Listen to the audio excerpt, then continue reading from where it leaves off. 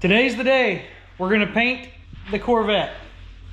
I did have to do quite a bit more body work off the camera to get it to this point. It still isn't perfect, but it's good enough for what we're getting ready to do. So, everything has been wet sanded to 400 grit. You could go to 600, but it's gonna be just fine at 4. There is obviously quite a bit of spots that are gonna need some base. Hopefully not as much as I would think, but obviously the rear quarter here, the entire rear bumper, which actually came out looking pretty good. That's where most of the extra body work came in. Where it ripped, it looks pretty good. It's not perfect, but where it ripped, it's bulged out a little bit. I've tried using the heat gun to kind of heat it up and push it in, let it reform. At the end of the day, for what I started with and never doing a repair quite like that, I'm very happy with the way it turned out. So then we've got this quarter here, which that looks pretty good. There was some cracking that we had to fix, but that came out looking good. The rest of the quarter is nice. There were some deep scratches I had to sand down, so we're going to spray just a little bit of base here to blend into the door. And then obviously the top of the door, sun had gotten to the clear and it was peeling, so we sanded that down. So we'll do basically back quarter, not anything here, and then kind of a little bit of blending at this body line, and then the top of the door. Then we're gonna come back over here. There's nothing that really needs touched around this area, except for a few spots where I went too deep, mainly around the edge of the wheel well, but it came out pretty good. And then obviously the front of the fender, and then the entire front bumper. Then we're gonna come onto the passenger side. This side of the car was in really good condition, but the mirror had some peeling, so we sanded that down, got it all nice and smooth. That's gonna get painted, and then of course the door handle, just like the other side, looked god awful, so that's gonna get a quick respray. But what we're gonna do now is pop this door open, and I've got an inflatable paint booth. I bought this paint booth about, I don't know, a year ago now, maybe longer. I've never even set it up, and I got it out just a little bit ago, make sure I knew how to work it and how it looked and all that good stuff. It's huge. It's honestly too big. I bought the biggest one they had on Amazon. It was like 2,500 bucks. Something like 36 foot long and 14 or 15 foot tall and maybe 20 foot wide. You'll see in a minute. It's big. It's too big, to be honest. It's gonna be nice to have that extra space inside, but I don't need it. And it's kind of a pain to have it set up. So I set up this morning, and I have there's really no wind, but I guess there's just enough wind that this thing is like a parachute. So after I got it blown up, I was getting everything ready to go, and I'm inside of it, and the back half starts raising up and flying over, and so I jump on the side and I pop open the reliefs in the columns. So there's two large blower motors that pump this thing of air, and then there's a smaller one or medium-sized blower motor that forces air through and out the vents. It's kind of like a cross draft setup, and you'll see in a minute. But so anyway, I let it deflate. So I went in, and it came with some stakes about 12 inches long. They're pretty hefty, and then bags for sand or something heavy. So I went and put the 6 stakes around the outside. This is so large, it actually goes into the road in front of my driveway, which luckily I'm on a dead-end street, so it's not a big deal. But so I put the 6 stakes around the outside, and in the back, I've got 3 sandbags I'm gonna tie to the D-rings on the top corners to hold it in place. That should keep it sturdy enough for what we're gonna do. If it doesn't, then I'm just gonna spray this thing in the driveway without a booth. I'm not gonna screw with it. But and we're talking about this in here because it's really hot today. It's like 88 degrees. It's probably a little too hot, but this is the only day I've got left to paint for the next few weeks. So we're gonna get it done. All right, real quick before we go outside, I'm gonna show you what we're gonna be using. Okay, so all right, so for the base coat, I just went to my local refinish supply store, and I like this Metalux stuff. I've used it on a few projects now, you know, doing bumpers, and I did it on the Mustang in some old videos a couple of years ago. I did some a Harley I did. But this stuff's nice because it's ready to spray right out of the can. And it sprays nice, it lays nice, not bad. It matched well on the Ford that I've done and the Fiat that I've done in Metalux. We'll see how it does with red, the plastic and fiberglass body. But either way, that's our base coat. For clear, we're using some Tamco 4100. Tamco has a pretty loyal following on Facebook, so I picked some up, think I'd give it a shot, and it's been sitting in my storage room for, I don't know, 6 months or so, so I figured this would be perfect time to see how it does. Luckily, with how hot it is, I did get the slow hardener, which is good because at 80 to 90 degrees, it's going to flash pretty quick, and I am not a pro, so I need all the time I can get. Okay, I've rambled long enough. I'm going to set this camera up on the back of the car, and we're going to blow up this booth.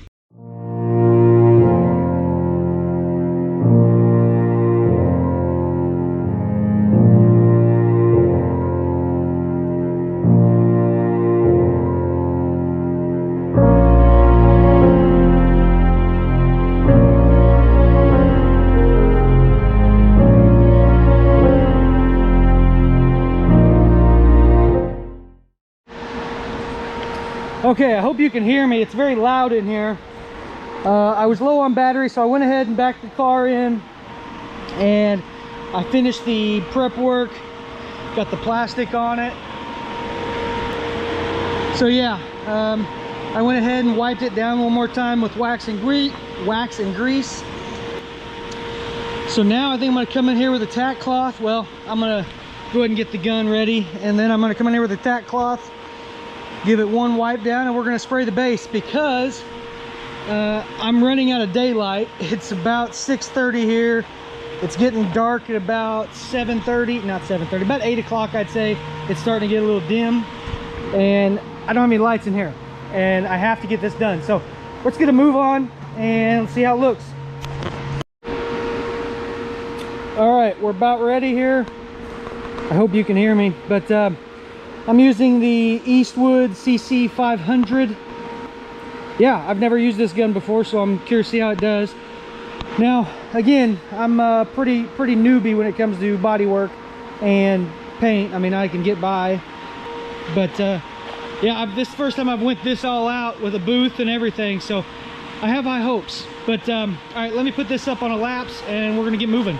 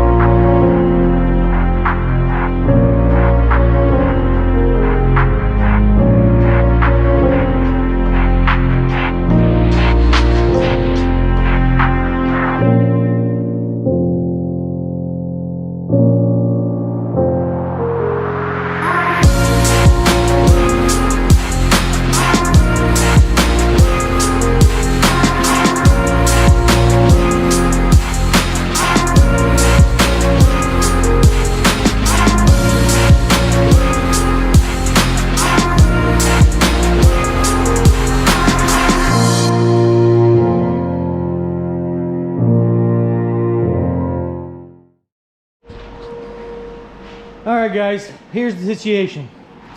It is the next morning. It got too dark. I lost too much daylight to do clear coat. I did not want to risk it. So let's go in the booth and I'll show you kind of how the base coat laid down. It looks pretty good. I hope that once I get some clear on it, it'll mix pretty well. So yeah, it laid nice and flat. It took about 2 coats to cover, but there were some spots where we had sanded down to the black, you know, substrate, And obviously that took, you know, upwards of 4 and 5 coats. Red, yellow, those kind of colors, they take a little more to cover. Now I think it came out pretty nice. It's all pretty flat. The bumper I'm really happy with. You know, I was expecting to see some lines of where maybe the repairs happened, but overall, man, I don't think I could have asked for a better first go. But yeah, so this is where we're at. We got the base done. We're within, it's only been about 12 hours since I did the last coat of base, so we're still within the time frame to get the clear on without needing to sand and do one more, you know, coat of base coat. So we're good there. I'm gonna go around the car, re-tack it, make sure I get all the plastic where it needs to be, and get this thing shiny. So let's go look at some other stuff real quick. So again, man, this Eastwood CC500 is a pretty nice unit. I've already cleaned it after the base coat, cleaned it really well, because obviously you don't want any of that in your clear. But no, it feels really good. I do still need to kind of play with some of the air settings, some of the fluid settings. I think I was running a little too much air pressure on the base coat, but you know, every gun, every person is different in what they feel they get the best result from. Here's the clear coat we're going to use, and I'm excited to try it out. It has really good reviews, very loyal following, and it's supposed to be pretty easy to spray. So I'm gonna get some things ready to go here, and I'll be back with you when we start the clear.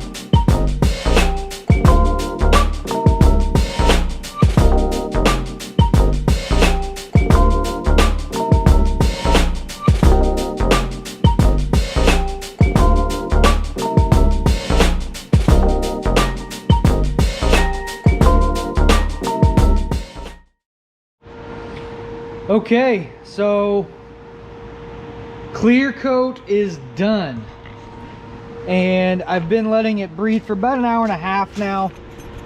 Let's go in here and check it out. Whew, it's hot in here. Okay, oh yeah, she's looking pretty glassy. I mean, that right there, I'm not even gonna sand. Oh, there's some trash. So there, when I was doing the last coat, I definitely saw a little bit of bugs. Like, for example, you can see one right there. I don't really know how I could have stopped that, but it is what it is. Oh yeah, she's looking nice. I'm happy with that. Little trash there. Rear bumper looks very solid. Stupid black bug. So here's where I started, and I had a slight issue with some of the gun settings. So the entire car turned out fantastic, and I don't know if you can see it on the camera or not, but basically I started out with too much fluid and not enough air pressure, and put it on way too heavy. So we do have a slight wall of clear. It was just too much clear. After letting it set for over 12 hours, what it really needed and what I did is do a very light dusting to kind of give a nice tacky surface. And then I followed up with 2 medium wet coats. I really hope you can hear me because it's very loud in here, but it turned out pretty good. The rest of the car came out very nice. I don't see any issues, don't see any other runs. I'm happy with it. I mean, I hate the little black bugs. There was no bugs in here last night, but it is what it is. Let's check the mirror. Yeah. Test it. All right. Oh yeah, that feels good. Nice. Okay, so what we're gonna do now is I'm gonna get it unmasked, get it back in the shop, and then we'll let it finish curing up. We'll do a final look under the lights and probably wrap this video up. It's been exciting. I'm very happy to get this thing painted because I mean, this was the last big step. So now that this is done, I can just focus on the little stuff and get it back on the road. All right, let me put you guys up and we'll start taking this plastic off.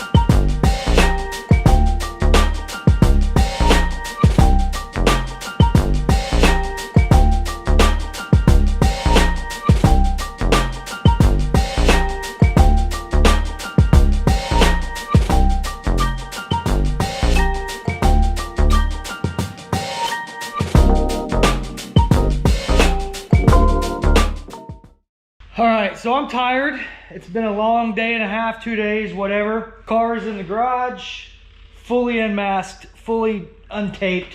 It looks great. I'm really happy with it. Let me flip this around and show you some things.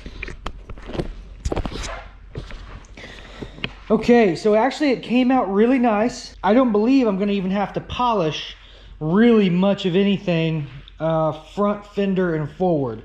The bumper looks pretty good. The fender looks good. Matches the factory orange peel in the hood. The color, I was concerned about the color. Obviously this car has not been taken care of before I came into ownership. I was worried with it being sitting outside that it wouldn't match, but it matches really well. And I'll show you the only real defect in that. But anyway, so the door looks really good. That's not gonna need any polishing whatsoever. The rear quarter also looks really nice. No polishing is gonna be needed. The bumper will need a little bit of wet sanding and polishing. I think I already mentioned that there is a big run from when I was trying to get the settings right. Ladies and gents, that's why you always use a test panel. I did not have a test panel. I thought, you know what, let's just go to town. And that was my mistake. So luckily I put it on thick enough to where I believe we can get this all wet sanded flat and get it polished out. But it's only there, it's only that side. The rest of the bumper all looks really good. The top will probably need a little bit of polishing from about here over here. Man, it looks like glass. There's not a bit of, I don't think there's even any orange peel in it. I mean, there's really not. But it's still a little soft, right? I mean, it's only been, I think I pulled it in the garage about 2 hours ago, which it set for over an hour and a half before I did that. So, I mean, it's definitely flashed off. It's definitely, you know, you can touch it, but it's still soft, so it would scratch really easily.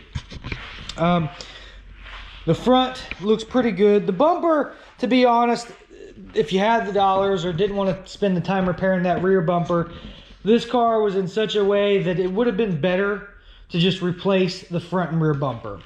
You also could have just went ahead and repainted the entire thing because I did half the car, but right here is the only spot you can kind of notice a difference. And these rubber bumpers, you know, they never match on new cars or, you know, fixed, but you can clearly see that the bumper is a little darker than the hood. That is the only spot that you can see a difference. You know, even looking over here with the fender to the hood, because I didn't, you know, I stopped my blend about here. You don't notice anything there. It matches nice. The door I didn't paint. I painted the majority of the rear quarter, but it matches where you can see it, because you get this hard break with, you know, a little bit of color between there, but it looks good. You can't really tell a difference there. The same thing over here. For whatever reason, it matches that rear quarter nicely. So you know, the only spot that really didn't match well was the hood, and I guess if I wanted to, I could have done some blending on the front of the hood. It's obviously too late for that. At the end of the day, I think it's going to be a solid driver. So I actually got to go out of town for work for the next week or so, and that'll give this plenty of time to fully harden up and cure, so I can work on that rear bumper. I probably won't do any video on that because it's kind of boring. So the next video you're going to see is wrapping. We are going to wrap this top and this halo bar here gloss black. So originally this was glass, and at some point it's been replaced on eBay, Amazon, all those places. They sell almost like a plastic plexiglass replacement for whatever reason, and this one has clearly been replaced at some point in its life, but again, it's not been taken care of. It's now, you know, sun faded, and you can see the plastic kind of delaminating from the inside. There's discoloration up there. Honestly, it looks like the lens of a headlight that has gone yellow. So that's going to be wrapped gloss black. That'll be the next video. From there, just doing some button-up things. We'll, you know, finish out the rear, put the lights back in it. Got to change the oil, tranny fluid, all that good stuff. I've rambled long enough. This has probably been a fairly long video. I don't even know. For me, it spanned a couple days. I'm very happy with the result. It's nice to get some progress made, and it looks good. It looks really nice. This car, I think, is going to be a solid driver once we're done with it. And it's going to be a fun car to drive. So I think that'll do it. Stay tuned for the next video. If you haven't already, please subscribe. Make sure you comment, like the video, all that good stuff. Till next time.